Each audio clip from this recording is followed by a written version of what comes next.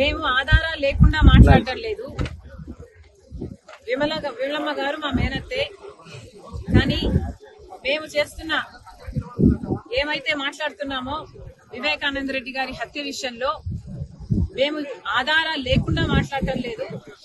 ఏమైతే సిబిఐ చెప్తుందో అవే ఆధారాలు ఉన్నాయి అని మేము మాత్రమే ఎత్తి చూపుతున్నాము.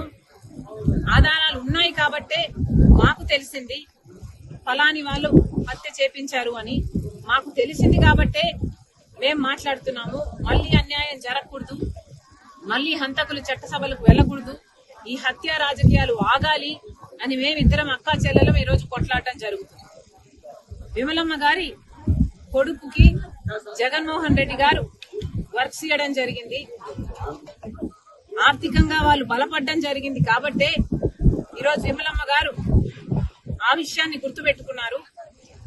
కానీ చనిపోయింది సొంత అన్నని వివేకానంద రెడ్డి గారు తనకు ఎంత చేశారో అన్న విషయము విమలమ్మ గారు మర్చిపోయినట్టున్నారు.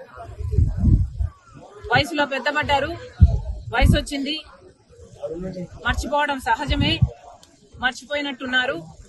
అందులో ఎండాకాలం కాబట్టి ఇలాంటి మాటలు మాట్లాడుతున్నారు. Please ignore it. Thank you.